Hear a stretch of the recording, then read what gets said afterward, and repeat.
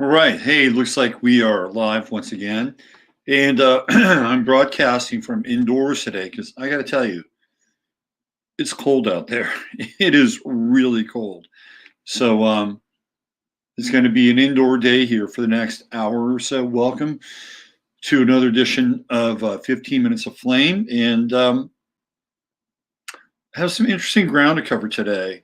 And I'm sort of stepping away from the salaciousness of the Hunter Biden scandal and affair, which is getting really quite dark at the moment. And it appears as though um, some of the material related to Natalie is coming out now, which is not great. Not great at all. Yeah, not great. And the reason why it's not great is, well, number one, it's fairly incestuous, to say the least.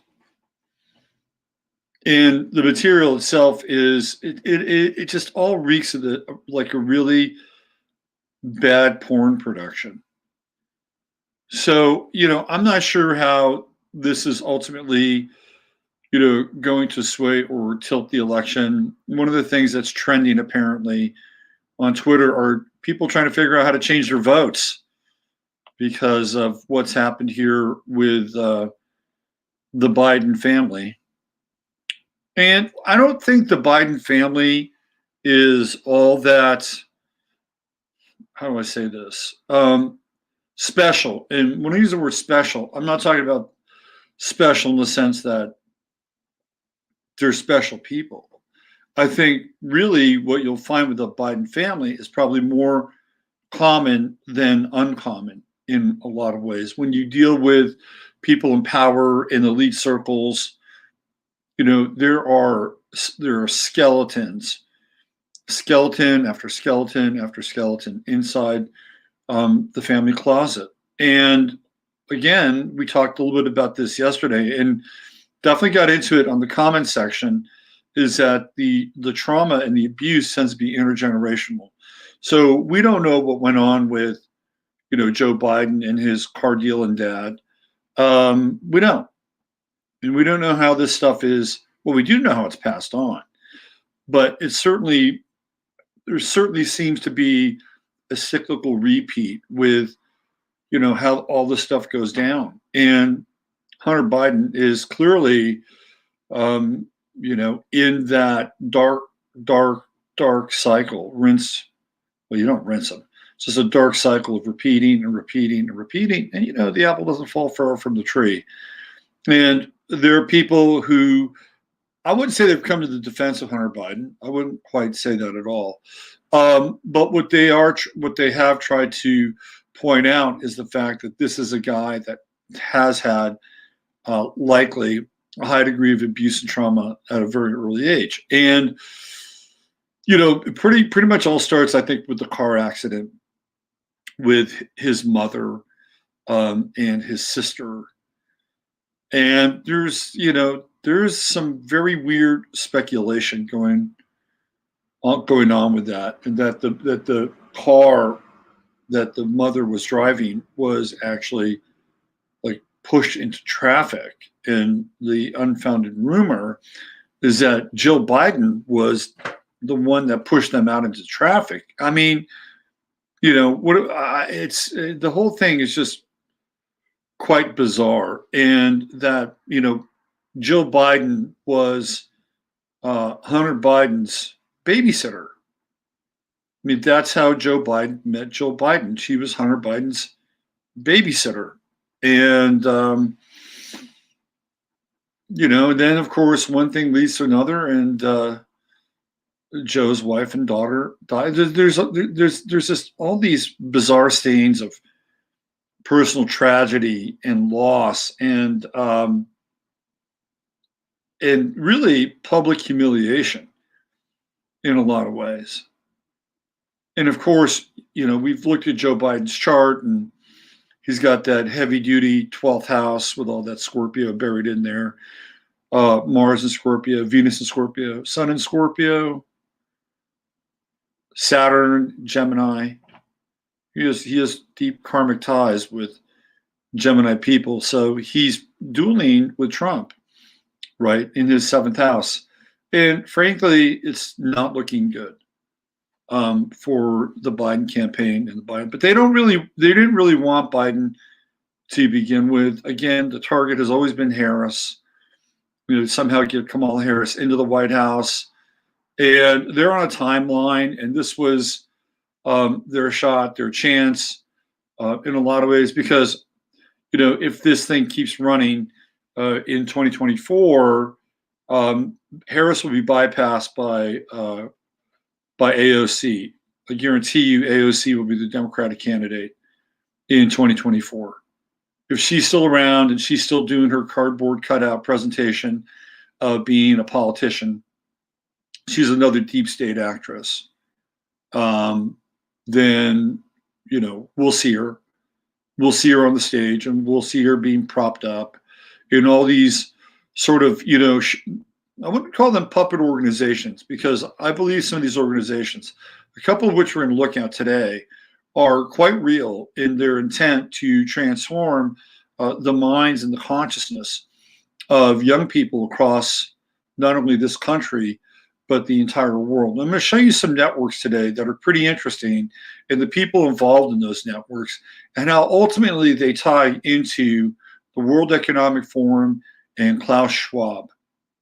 Now, Masaki sent me a text last night, which I'll get into in a little bit. Before I do, let me recognize who's here today. Let's see. We have Lisa Marie. Hello. There's Ryan. What's going on? FUP77. There's Lils.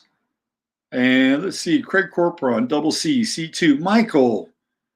Morning, Papa. What's going on? How you doing? Nango Hondo. Cold and old. It is fucking cold out, man. Let me tell you. Ani Brito. Morning, Ani. The one from Misty Minor. John G. What's happening, John? Tea Time with Ticia. There she is. Thor by the door. There's Mr. Steve. 10 Dragon 14. Danica Rose. I bet it's colder where you are, Danica. Cheryl. Nice pictures of you, Cheryl. Coming out of North Carolina. Nice to see your face. Ian. What's happening, Ian? Paul Netton, my man. Paulo. I bet it's colder where you are too, Paul. Maybe. I don't know. It's pretty cold here.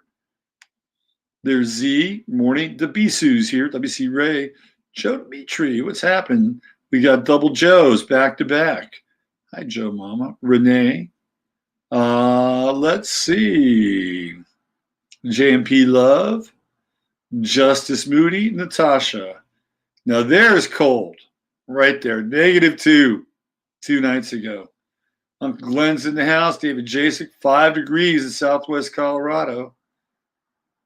Crimmy's in the house. There's Mary Black. What's happening, Mary?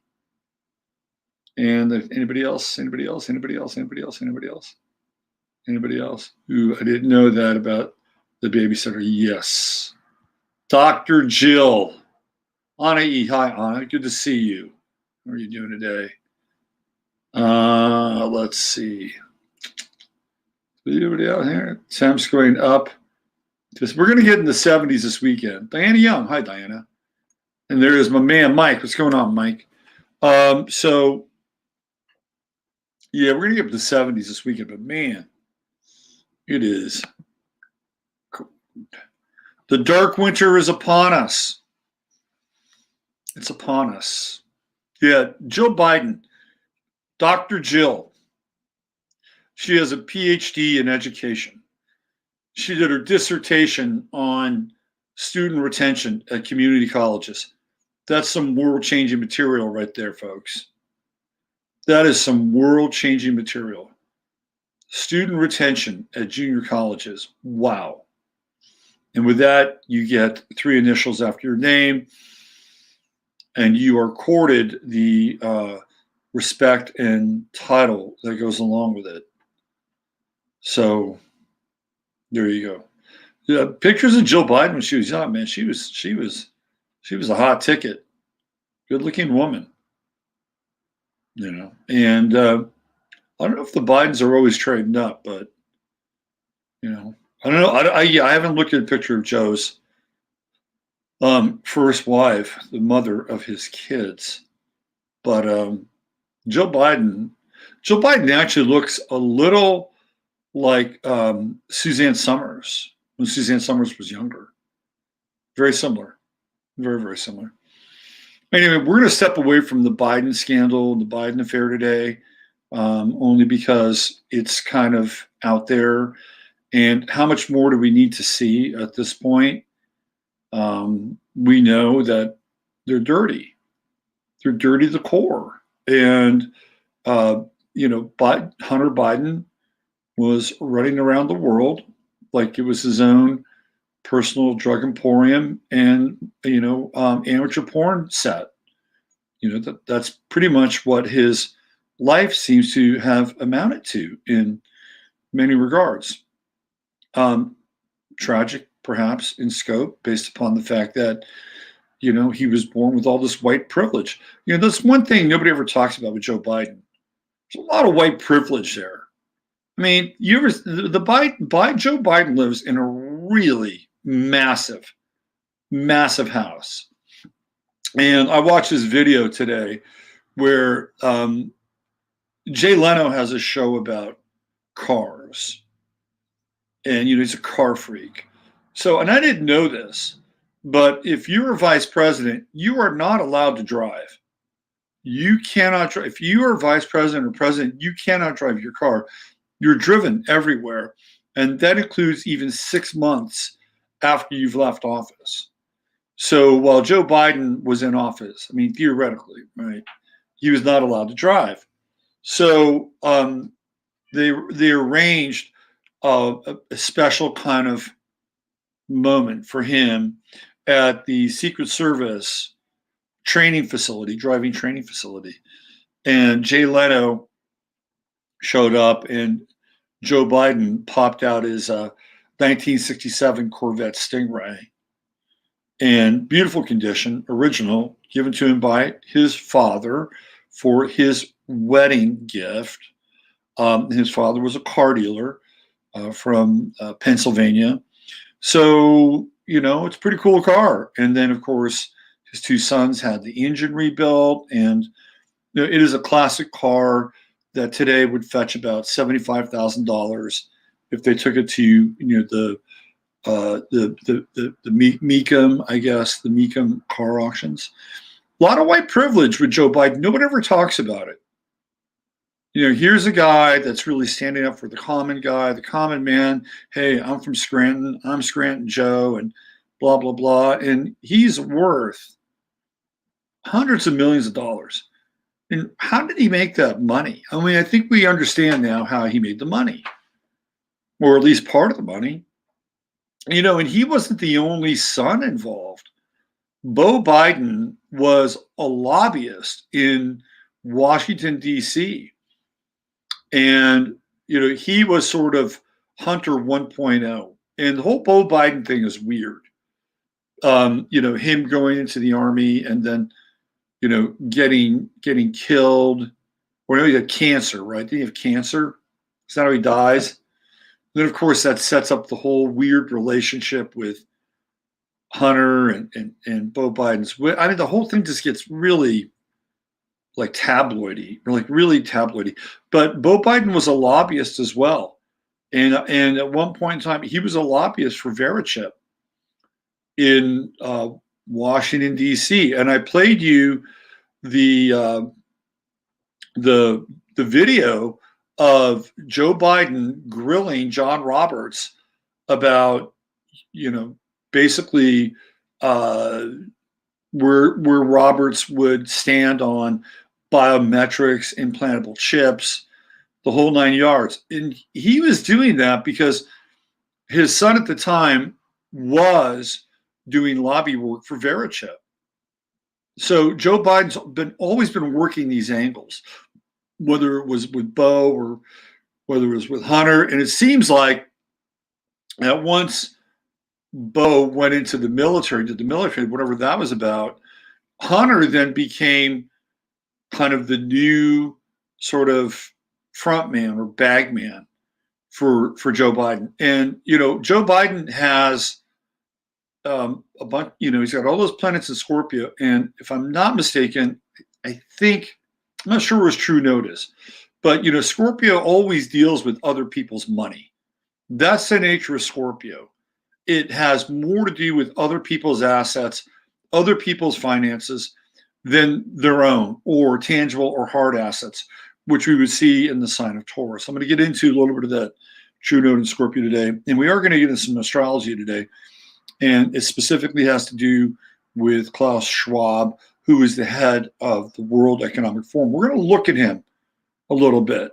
And he's a kind of an interesting and slippery character. So before I dive into all of that, why don't we go ahead and do the essential prayer here, invocation we do at the beginning of the show, try to keep things clean. Dear blessed and holy Mother, Father God, of the great central sun within the universal light, which is the light of Yeshua, Sananda, Emmanuel, we ask that only the highest and best information, truth, and wisdom come through this channel at this time, and that we are all blessed and graced by the qualities and attributes of insight and intelligence, vision, clarity, patience, profundity, humor, courage, commitment, completion, heart, perspective, discernment, empathy, compassion, humor 2 times, 3 times over, and above all, love.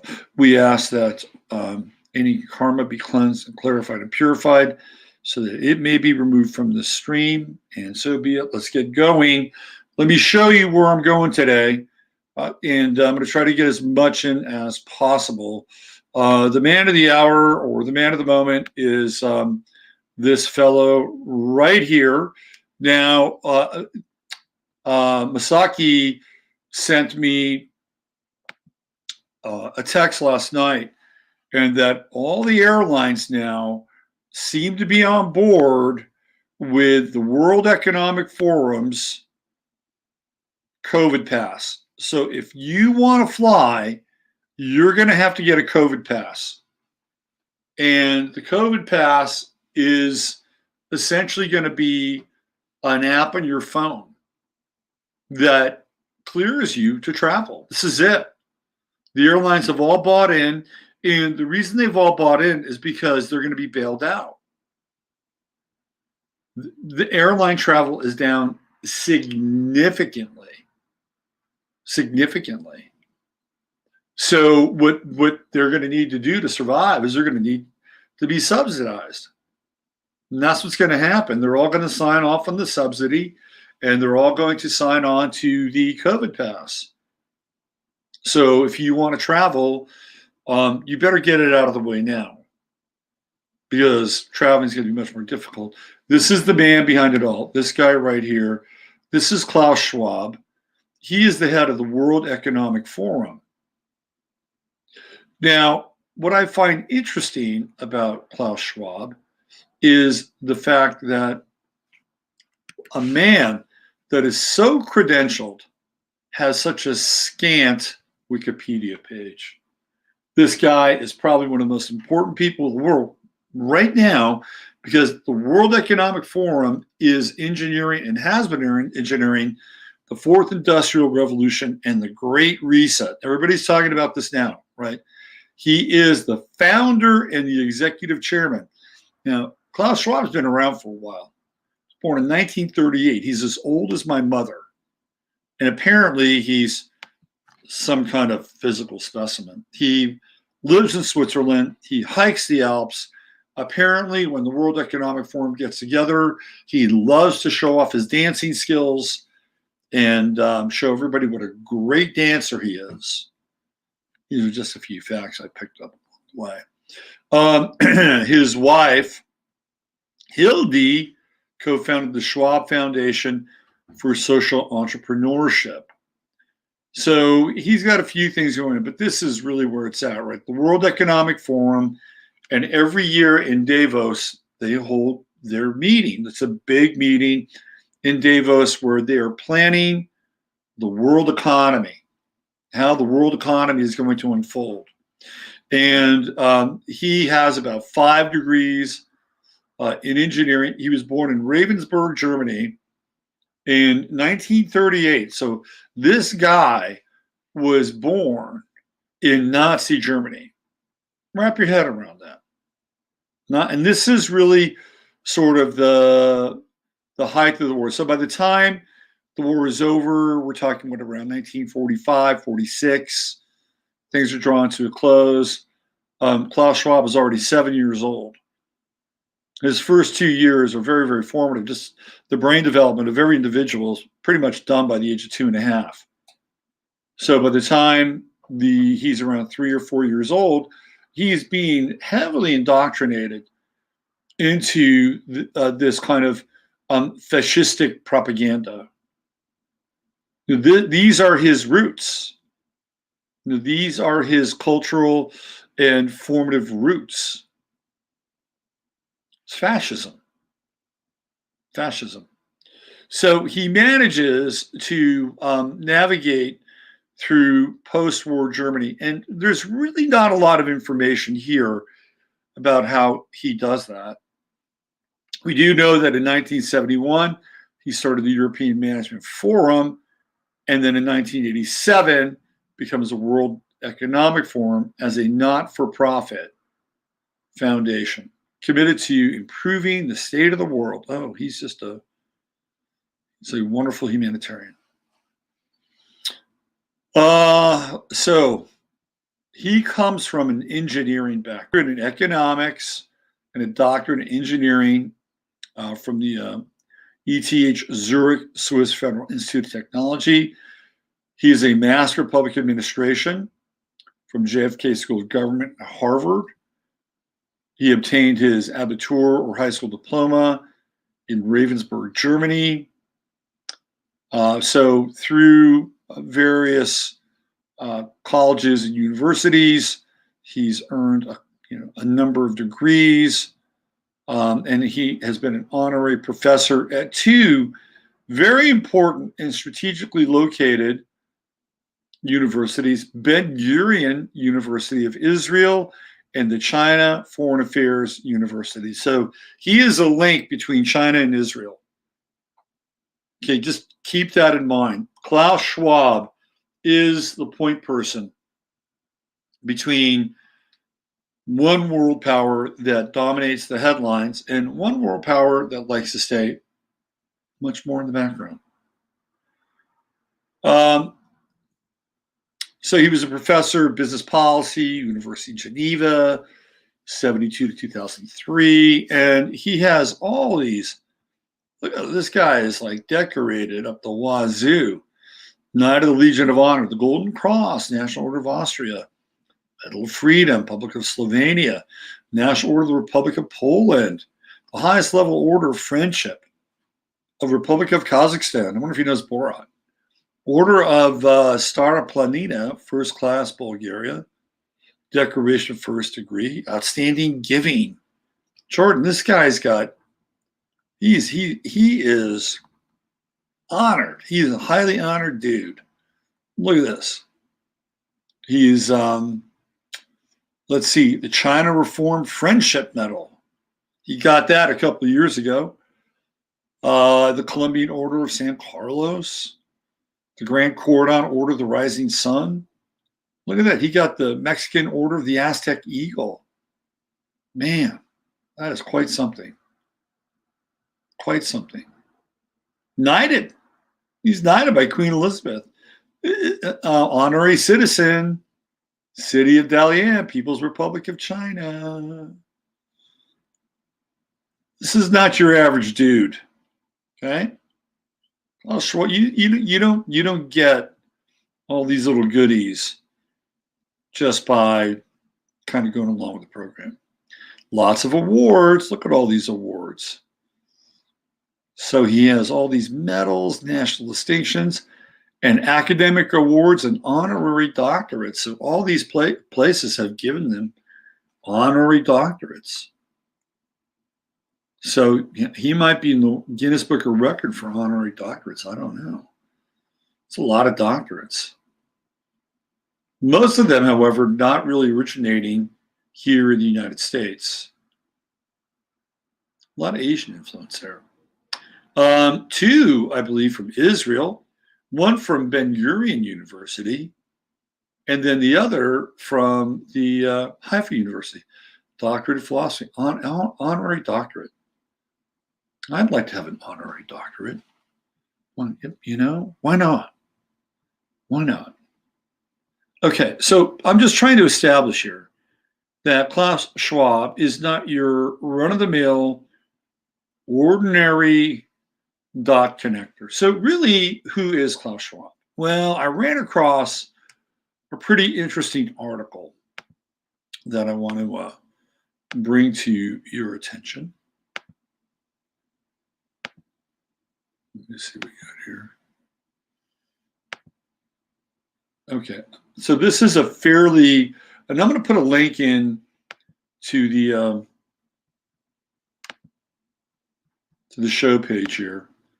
This is if you want to share an important article, this is the one you want to share, because you want to let people know that this guy seems to be the Lex Luthor of the reset.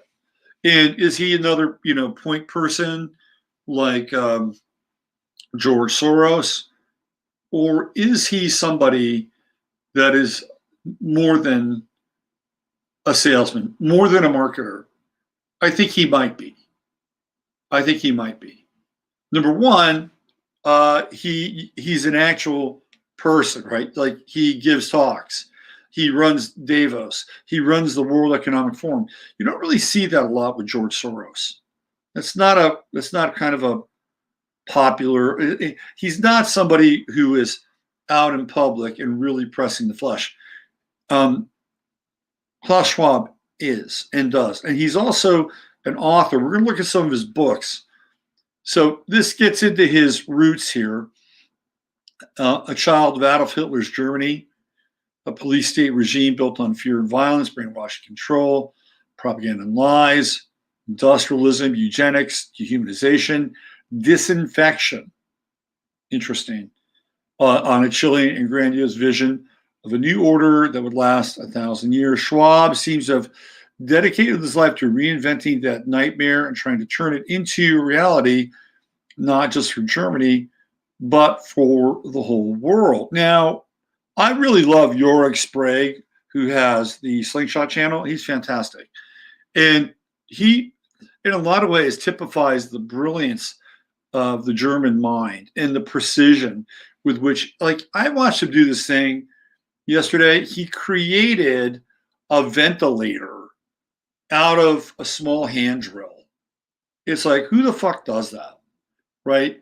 I mean, the guy is a genius. So you can kind of see the sort of the German mind at work there. There's a problem. Let's address it. Let's figure it out. Let's use the craftsmanship involved in order to do that. And let's fix the problem. We can see this with Klaus Schwab too, but it's taken a very dark turn. Like, we are now in the realm of transhumanist mutation. Okay? So I'm going to read a little bit of this. We're still, in his own words, confirmed time and time again, his technocratic fascist vision is also a twisted transhumanist one, which will merge humans with machines, curious mixes of digital and analog life. That's a quote, which will affect our bodies with smart dust, in which the police will apparently be able to read our brains. And as we will see, he and his accomplices are using the COVID-19 crisis to bypass democratic accountability. This is what the engineers want to do. They believe that the democratic process is really a drag. It's just a drag, man. You got to sit around. You got to talk about shit. You got to argue about shit. You get personal feelings involved. You have factions. They want one thing, another faction wants another thing. It's just such a drag, this whole democratic process thing. Let's just get rid of that. Let's get the personalities out of the way. Let's let the systems manage not only our government, but our own personal systems as well. This is where their head is at. This is where Klaus Schwab comes in. He is here to engineer and implement a new systematic order. So you are looking at one of the architects of the new world order. It's this guy right here, okay? So Schwab is not, of course, a Nazi in the classic sense. So he's talking about the Great Reset right there. Boom. Being neither a nationalist nor an anti-Semite, as testified by the $1 million Dan David Prize he was awarded by Israel in 2004. He has a very strong relationship with that country. But 21st century fascism has found different political forms through which to continue its core project of reshaping humanity to suit capitalism blatantly and by blatantly authoritarian means. The new fascism is today being advanced in the guise of global governance, biosecurity, the new normal, the New Deal for nature, and the Fourth Industrial Revolution. These are all projects, well, more than projects, but the blueprints for the new world. And Klaus Schwab is moving them along very, very quickly. It has been doing this for quite a long time, by the way. This is just something they've dreamt up overnight. The octogenarian founder and executive chairman of the World Economic Forum sits at the center of this entire matrix, a spider on a giant web, which is true. You can see his reach, right? Now, this is, and I'm going to go so far as to connect Klaus Schwab with not just Black Lives Matter and Antifa and COVID, but now the anti-COVID riots, which are taking place in Europe. I'm going to get into that a little bit. And it's all part of the same sort of umbrella that this entire blueprint for the reset is being rapidly assembled around us. I mean, rapidly. So this is the key to Klaus Schwab's theories on governance and economy is that he has this idea that people are called stakeholders. I'm going to read a list. Well, communism envisages the takeover of business and industry by the government, which theoretically acts in the interest of the people. Fascism was all about using the state to protect and advance the interests of the wealthy elite. Well, communism did the same thing. The wealthy elite just emerged through the acquisition of those resources. Schwab was continuing this approach in a denazified post-World War II context. When in 1971, he founded the European Management Forum, which held annual meetings at Davos in Switzerland. Here he promoted his ideology of stakeholder capitalism, in which businesses were brought into closer cooperation with the government. So what he is beginning to do here is to weave this corporocratic, right, this corporocratic model where the state and corporations become merged, which is really the definition of fascism. That's what it is. And so he is this kind of engineer and architect that wants to bring these two worlds in a closer union. So stakeholder capitalism is described by Forbes Business Magazine as the notion that a firm focuses on meeting the needs of all its stakeholders, customers, employees, partners, the community, and society as a whole. Even in the context of a particular business, is invariably an empty label. As the Forbes article notes, it actually only means that firms can go on privately shoveling money to their shareholders and executives while maintaining a public front of exquisite social sensitivity, and exemplary altruism. And what have we seen? What have we seen really in the past year? Even pre George Floyd, pre-BLM, we began to see corporations virtue signal like there's no tomorrow. And post George Floyd, post BLM, or we're in the BLM universe now, we've seen corporations double down and up the ante when it comes to things like virtue signaling. Like, they're willing to burn their business model down. They're willing to say, hey, look, we served this group and this community for X amount of time, but we don't really care about them anymore because they're not going to be our future customer. Our stakeholders, the people that are deeply embedded inside of our corporation, and our future stakeholders, which are not the people that helped us build these corporations, are going to be quite different. So what we're going to do is we're going to court those stakeholders, and we're going to create a whole new reality based on how we will serve them. And in turn, it will ultimately serve us. And this is what's been happening. So essentially, this model, this corporocratic model, has come out of this idea that Klaus Schwab began to fuse together during the 1970s. It was always a part of the system in some ways, but the system would define and redefine how that would look from time to time. For instance, if you go back and look at Franklin Delano Roosevelt in the New Deal, what we have with the New Deal is a version of the corporocratic model, but in Roosevelt's vision of the corporocratic model, it is a centralized government that essentially plays the role of the corporation or the company, who at that time is theoretically rebuilding the country, right? Work project administration, the WPA, the New Deal, all that comes out of Roosevelt. And so it's the government that becomes this centralized sort of focus of how things are going to be evolving through this dispensation and administration of resource and labor. Okay, that's what happens.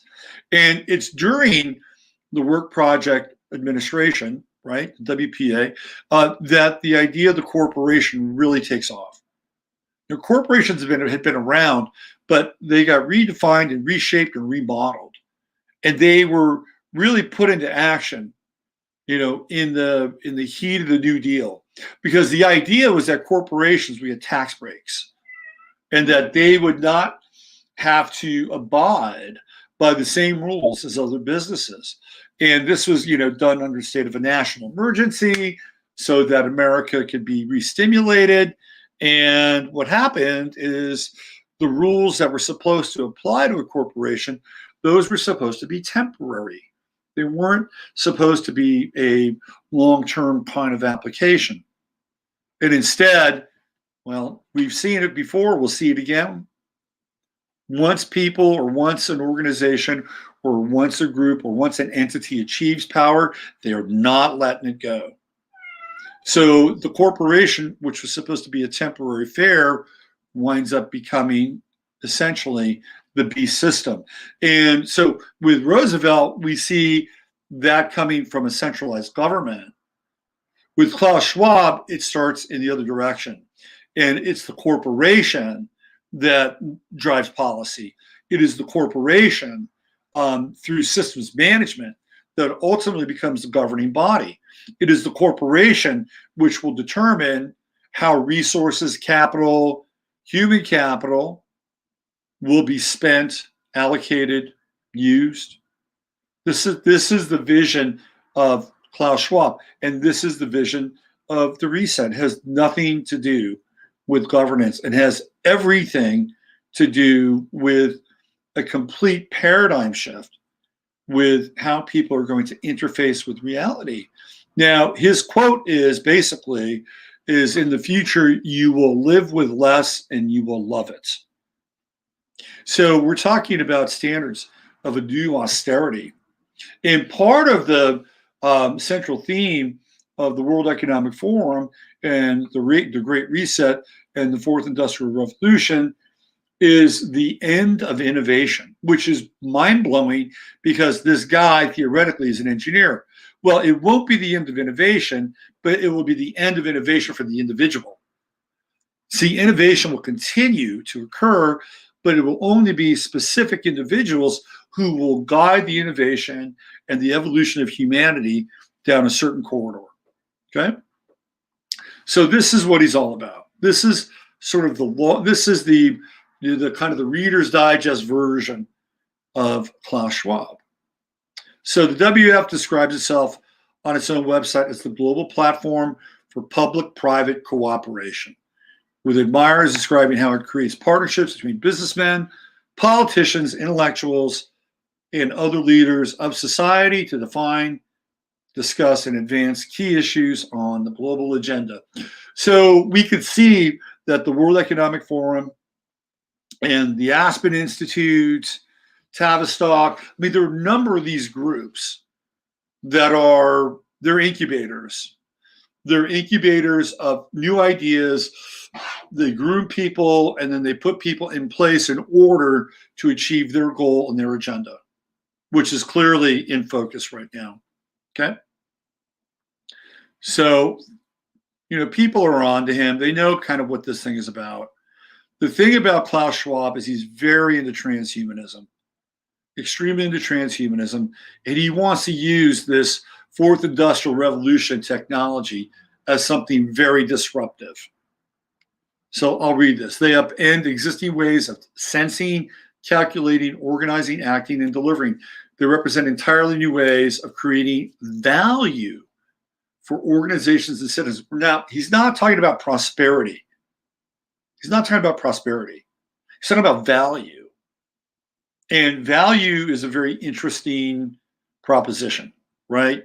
Because what's going on in our schools is they're teaching our children value-based education. And values are modifiable. Values are determined by society or a culture. What is valuable? What does a certain culture or a certain society value? At certain points along the way, that's mutable. That changes. If you go back to like the 1940s and the 1950s here in the United States, what did they value? They valued courage, heroism, the individual. Well, there's a new set of values that are being put into play, and they're not that. The new set of values is wear a mask for the safety of others, right? That is a primary function and value that's being promoted. And don't underestimate that. That is a major plank. That is a major plank for this idea that there will be new values that people will have to embrace. And the value is sacrifice. It is sacrifice. If you sacrifice the need of the individual for the greater good of the group, you will then have the reward of embracing that value. This is what we're talking about here. And there will be a whole series of networks of new technologies and industries that will promote those values. And they'll promote those values in fairly insidious ways. And one of the ways that they'll promote the values is basically to rat on or snitch on people that aren't exhibiting the same values. And so the people, and this is where we get into China, social credit score, and people in China are promoted when they do the right thing, say the right thing, act the right way. They get the perks, they get the goodies. The Skinner box is really, really generous with them. If you don't, guess what? You're in an organ harvesting van on your way to the airport. Okay, so Klaus Schwab is the guy. He is the guy, and he's really into transhumanism. This is a guy that's quite taken with himself, and he really wants to live forever. I'm sure he's texting or Skyping with Ray Kurzweil on a daily basis. He loves the idea of smart cell factories, which could enable the accelerated generation of vaccines. Ooh, this is where Bill Gates is tapping in. This is the interface between Bill Gates and Klaus Schwab, where the vaccine becomes its own factory inside of your RNA, right? Where do you think Bill Gates got the idea from? You think it was Bill Gates' idea? Klaus Schwab's been around a lot longer than Bill Gates has. I love this picture. This is the electric pickle. The Electric Pickle Band. That sounds like a 60s group. These, he assures us, will deliver new and innovative ways to service citizens and customers. And we will have to stop objecting to businesses profiting from harnessing and selling information about every aspect of our personal lives. So Klaus Schwab is advocating that everything be available. Every single bit of data is on the table, whether it's your shit or your texts or your social networks or the allocation of resources, what you use inside of your house, the type of cat food you feed your cat, how often you go to the grocery store, how many days a week you have sex, who you have sex with or don't have sex. It's all on the table. More information, more data means more comprehensive data points and ways to build profiles and then service the individual based on their needs, while also being able to reach that individual through their vulnerabilities and their weaknesses. This is a totally invasive system where there is no privacy whatsoever, because corporations in the future, they've just begun the data mining process. Oh, it's in its infancy stages. Trust me on this. Alana Freeland talked about this a long time ago. Humans as batteries, right? And this is ultimately where Klaus Schwab and these guys want to take this thing. And then some. Okay, so I could go on and on and on and on and on about Klaus Schwab. These are his books, Shaping the Future of the Fourth Industrial Revolution, the Fourth Industrial Revolution. He's a trans-humanist, and this is his vision. This is the Bible, the Fourth Industrial Revolution. This is what he's talking about. It is the schemata and the blueprint of the Great Reset. And this is the year 2021. This is the year where he talks about the twin, right? This is the kind of the twin reality that when he talks about this, it's about verging off from one timeline to a new timeline, and they will be in charge of the new timeline. This is what it's all about. And it's being put into place. Of course, climate change, scarcity, these are all big, big themes with Klaus Schwab and the World Economic Forum. The minute Greta Thunberg hit that curb and started protesting against her school, they snatched her up. This is it. This is going to be our little Joan of Arc. She's going to get out there. She is going to be the face of climate change because they're really into courting youth. That's the other thing. They want to get into the minds of as many young people as possible. So this is a really, really good article. If you want to learn more about Klaus Schwab, COVID-19, the Great Reset, right? This is it. This is the one. I'll put the link in. You can read all about it. You can get as much information as you possibly can. And I urge you to pass it along. It's probably one of the best, most researched articles I've run across that is really getting into the nuts and bolts, the tabula rasa of the time that we're in. And they're very into genetically modified organisms. I mean, they want to use science to hack everything. And I mean everything. Oh, look at that. Look at that. You got a little Antifa. We got Antifa allies there. So I'm gonna put this in the in the link for the show. We're going to get into a little bit more Klaus Schwab. I'm going to check out his chart here. Before I do that, let me check in with you guys. Let's see where you're at. Let's see. The veil is thin, synchronicities. Yes. Often the mask Nazis are 20-somethings. Absolutely. I feel like my generation was not targeted to be activists, but to question cultural values and morality. Okay. Just imagine if it was Klaus Schulze, though, far better. I know. If it was Klaus Schulze, it'd be there's a different kind of German reality. I interviewed Klaus Schulze one time, a long time ago. He was difficult. He was a difficult interview, I have to say. I'm not sure I entirely enjoyed it. There are certain people that I interviewed that I'm not sure I entirely enjoyed the interview with. He was one of them. There was nothing really kind of revelatory about interviewing Klaus Schulze. He was okay. He was all right. I interviewed Steve Reich one time, too. He got pissed off because I talked about Philip Glass too much. I don't blame him. He said, "Why don't you get on the phone and interview Philip Glass instead?" It was not one of my finer moments, but I did get Steve Reich to applaud my theory of minimalism. He did applaud that. I saved the interview with that, and we had a lot to talk about.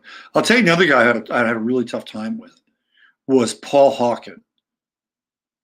Paul Hawken, he's one of these guys that's, small is better, Hawken and Company.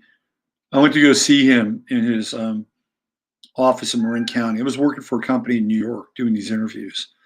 And for the first 20 minutes, we were just not hitting. And it's really uncomfortable when you interview somebody and you're not hitting. And it's like, shit, I got to pull something out of this.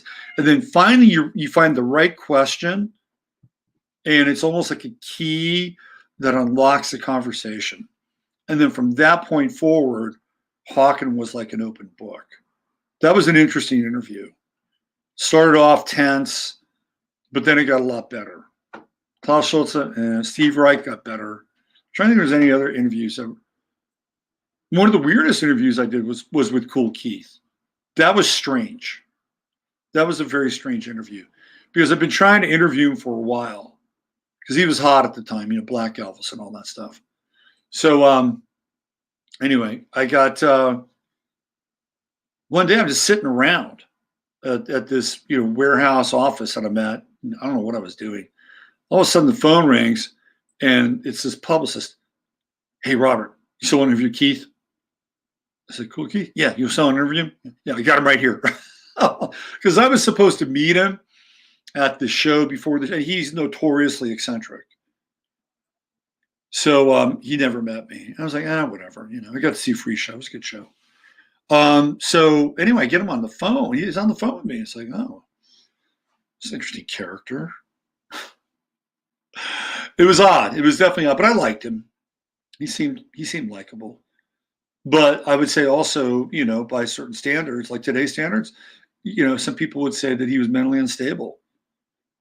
I wouldn't say that. I would say he's artistic and creative. Although with all these different personas, one could clearly make a case that he was schizophrenic.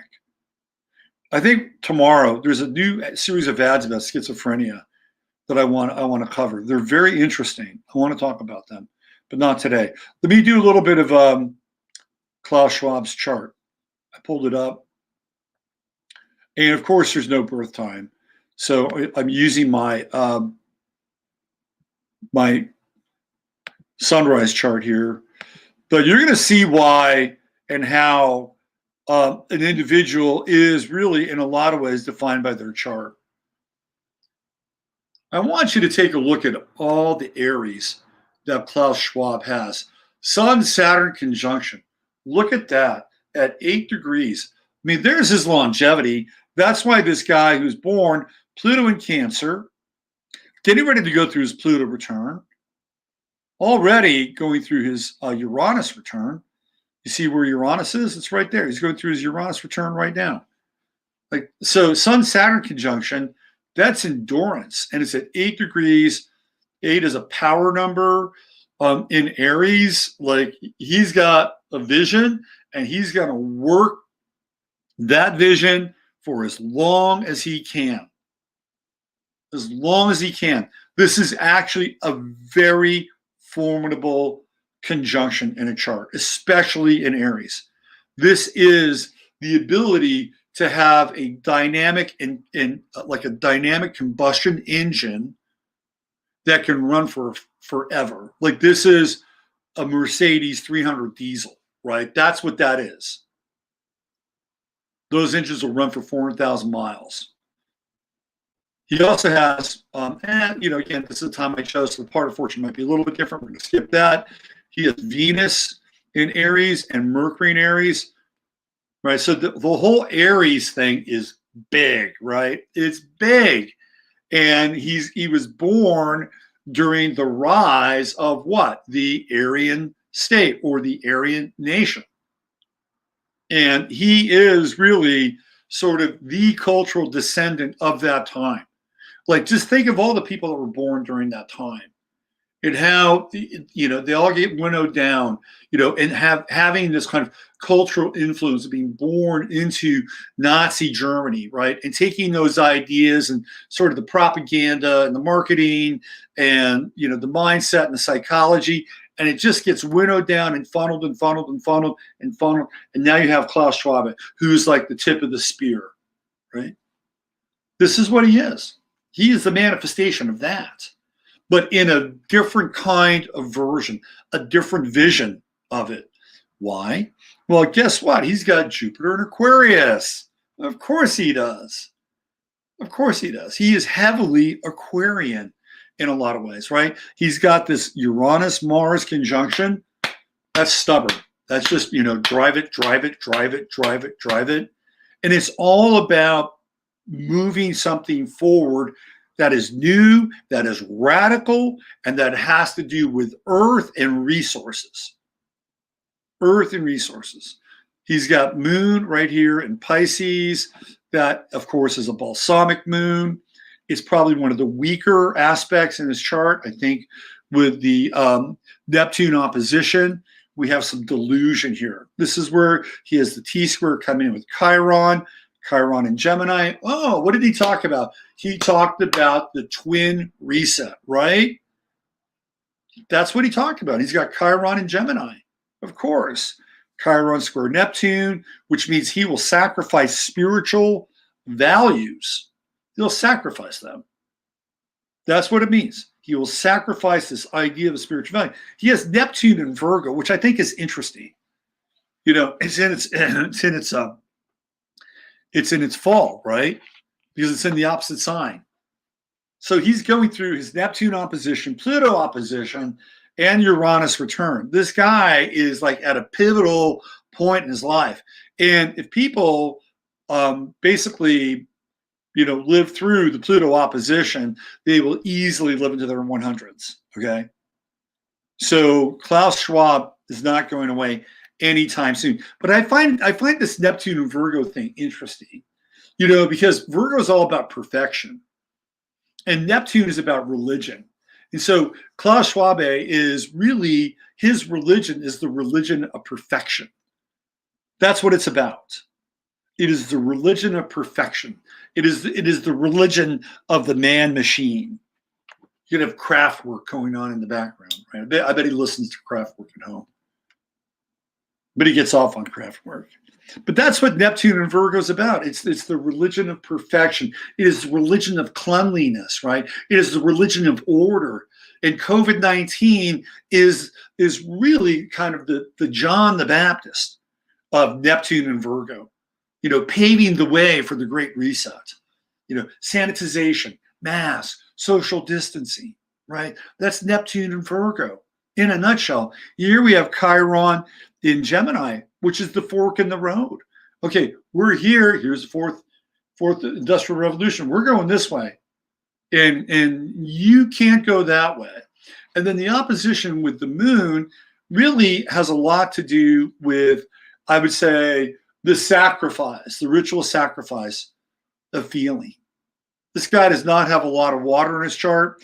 He has the moon in Pisces, and he has Pluto in Cancer, which is generational. And by the way, Pluto squares both Mercury and Venus. And what do we get when we get into those Pluto squares? Obsession. He's obsessed with an idea. Pluto square, look at that, 27. He's obsessed with an idea. That Aries idea, Aries being just that one thing, right? That kind of monoculture that's going to save everybody. The one big idea, working on it over and over and over again. Other than that, the guy's got hardly any water in his chart. And what do we know about people who have a lack of water? And not to insult many of the great listeners and viewers of this program, and when you have a lack of water in your chart, it is much harder to have a sense of empathy and compassion.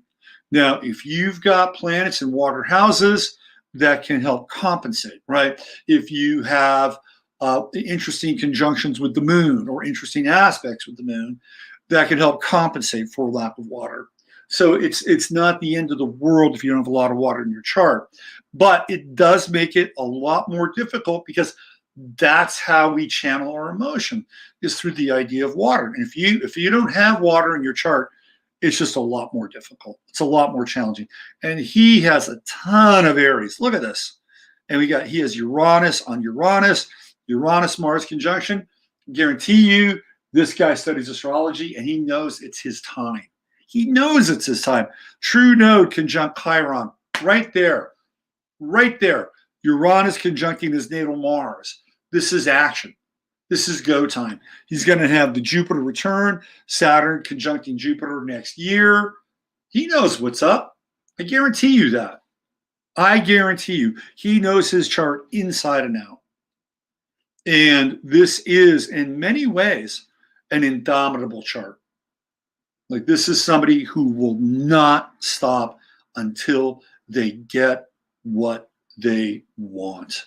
Pretty clear about that. True node in Scorpio, I said we talk about that. That is tapping into other people's money and other people's resources. Hello, he's got Davos, and in order to be part of Davos, which is theoretically a nonprofit, you got to pony up money. And guess what? He's very strict about who can join the World Economic Forum. Number one, you cannot be retired. You got to be working. That means you got to be useful. You can't be somebody who just flies around like, well, I guess Bill Clinton. That's interesting. I mean, he has Bill Clinton attend Davos. What the fuck does Bill Clinton do? As far as I'm concerned, he's retired. But he flies him out there. But according to Klaus Schwab, you cannot be retired. You have to be working. And the other thing, this blows my mind, is if you've been committed or judged with committing a crime, guess what? You can't join. Oh, he doesn't want any reprobates. Oh, no. Oh, no. Doesn't want any reprobates as part of the World Economic Forum. I bet if I went down that list, it'd blow your mind who's a member of the World Economic Forum. Anyway, this is a snapshot. This is an astrological snapshot.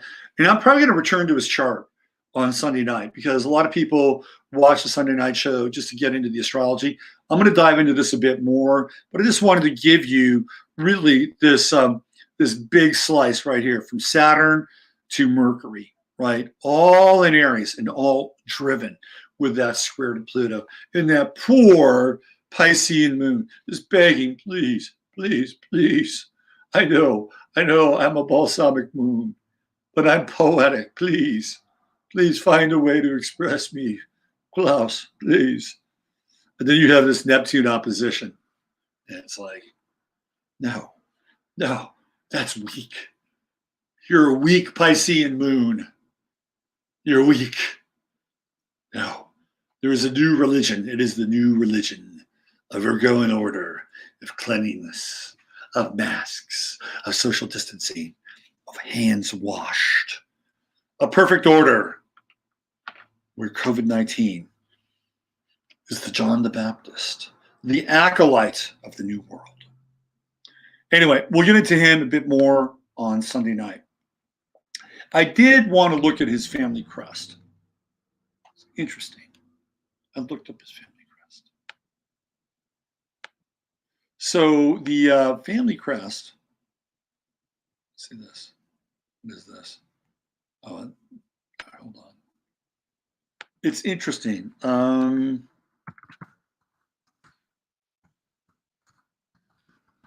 I had this, it just dawned on me. It really dawned on me that this thing. So I'm gonna show you guys.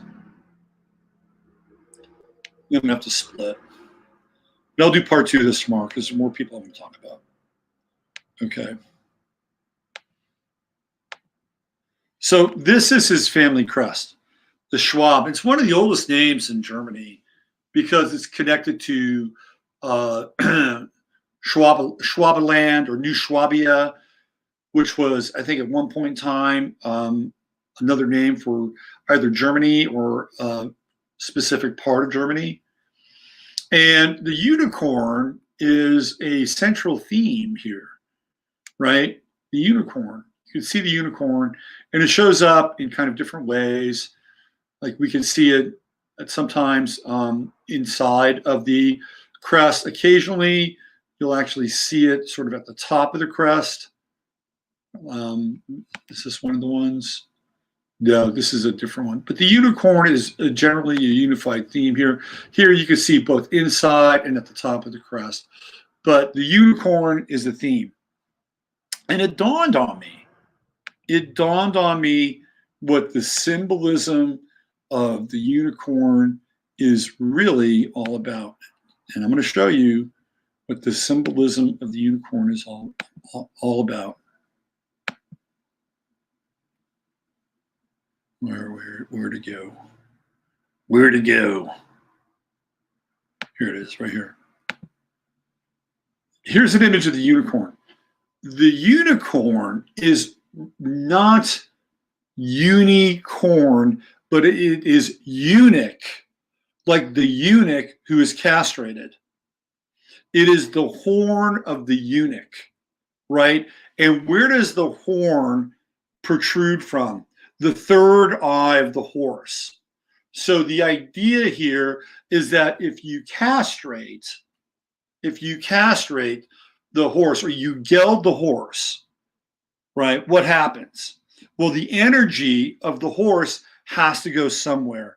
So it moves through the horse, which is really a symbol of virility and power and being wild and untamed.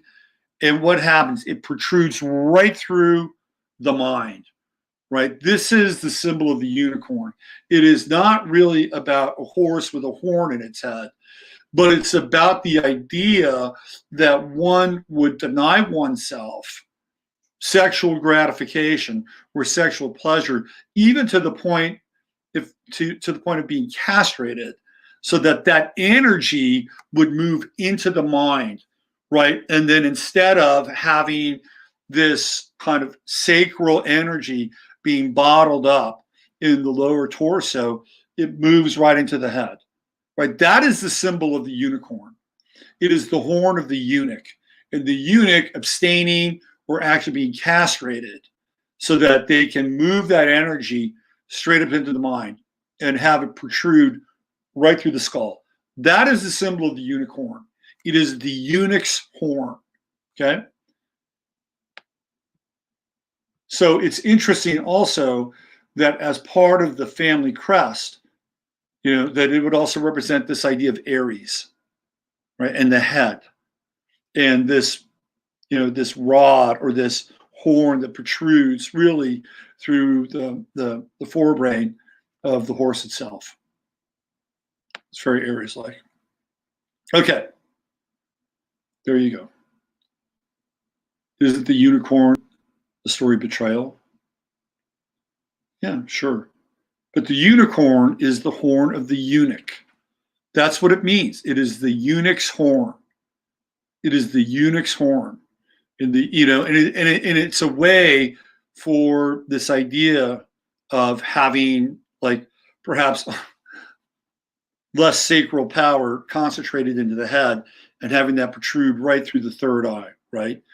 I believe that to be the symbol of the unicorn. It is the eunuch's horn, and it is the denial of the sacral region.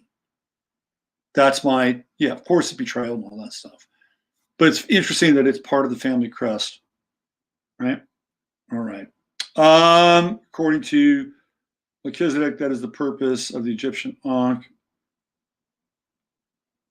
Watch out for Drumsalo. Watch out for Drumsalo. Caveat. Just a little caveat. It's not a gay symbol. Yes. We want our unicorns and rainbows back. But I believe that that's really the symbolism of the unicorn. It is the eunuch's horn. That's what it is. It's the eunuch's horn. And we always see, the unicorn with, a girl or a fair maiden who trusts, right? There's a lot of trust involved. There's a lot of trust. And the reason why is because the girl, the young woman, doesn't see the unicorn as an object of power.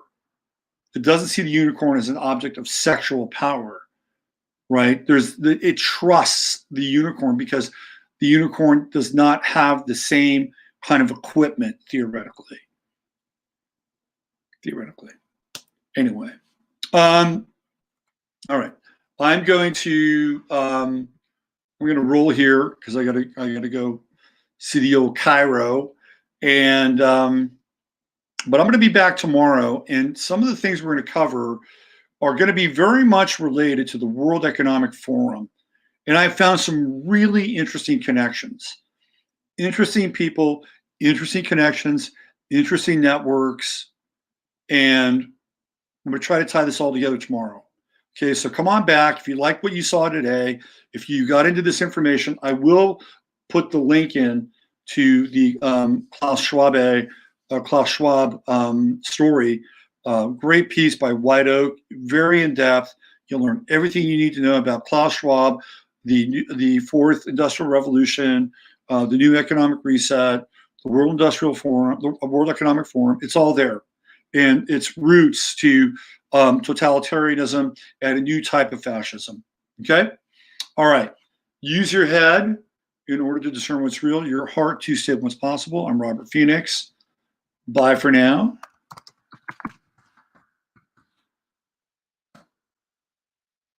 And love you guys. You're the best.